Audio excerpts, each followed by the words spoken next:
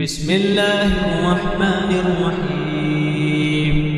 الرحمن علم القرآن خلق الإنسان علمه البيان. الشمس والقمر بحسبان والنجم والشجر يسجدان. والسماء رفعها ووضع الميزان ألا تطغوا في الميزان وأقيموا الوزن بالقسط ولا تخسروا الميزان. والأرض وضعها للأنام فيها فاكهة والنخل ذات الأكمام والحب ذو العصف والريحان. فبأي آلاء ربكما تكذبان؟ خلق الإنسان من صلصال كالفخار وخلق الجان من مارج من نار. فبأي آلاء ربكما تكذبان؟ رب المشرقين ورب المغربين. فبأي آلاء ربكما تكذبان؟ مرج البحرين يلتقيان بينهما برزخ لا يبغيان. فبأي آلاء ربكما تكذبان؟ يخرج منهما اللؤلؤ والمرجان. فبأي آلاء ربكما تكذبان؟ وله الجوار المنشآت في البحر كالأعلام. فبأي آلاء ربكما تكذبان؟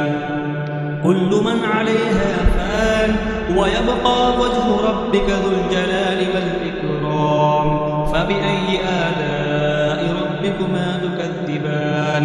يسأله ما في السماوات والأرض كل يوم هو في شأن.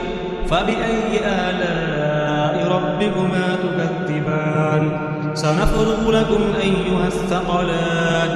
فبأي آلاء ربكما تكذبان؟ يا معشر الجن والإنس إن استطعتم أن تنفذوا من أقطار السماوات والأرض فانفذوا لا تنفذون إلا بسلطان. فبأي آلاء ربكما تكذبان؟ يرسل عليكما شواظ من نار ونحاس فلا تنتصران. فبأي آلاء ربكما تكذبان؟ وإذا انشقت السماء فكانت وردة كالدهان. فبأي آلاء ربكما تكذبان؟ فيومئذ لا يسأل عن ذنبه إنس ولا جان. فبأي آلاء ربكما تكذبان؟ يعرف المجرمون بسيماهم فيؤخذ بالنباسي والأقدام. فبأي آلاء ربكما تكذبان؟ هذه جهنم التي يكذب بها المجرمون يطوفون بينها وبين حميم آن. فبأي آلاء ربكما تكذبان؟ ولمن خاف مقام ربه جنتان. فبأي آلاء ربكما تكذبان؟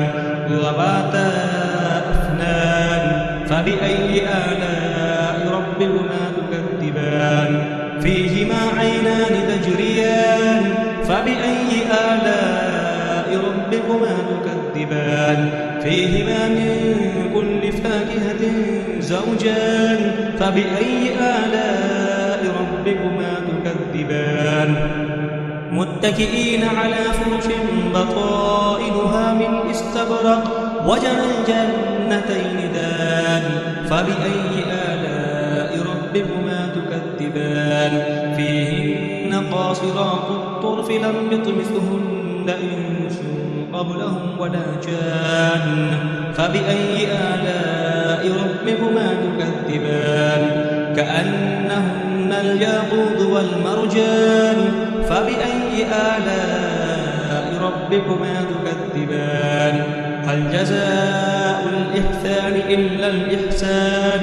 فبأي آلاء ربكما تكذبان ومن دونهما جنتان فبأي آلاء ربكما تكذبان مدهامتان فبأي آلاء ربكما تكذبان فيهما عينان نضاختان فبأي آلاء ربكما تكذبان فيهما فاكهة ونخل ورمان فبأي آلاء ربكما تكذبان فيهن خيرات حسان فبأي آلاء ربكما تكذبان حور مقصورات في الخيام فبأي آلاء ربكما تكذبان لم يطمثهن إنس قبلهم ولا جان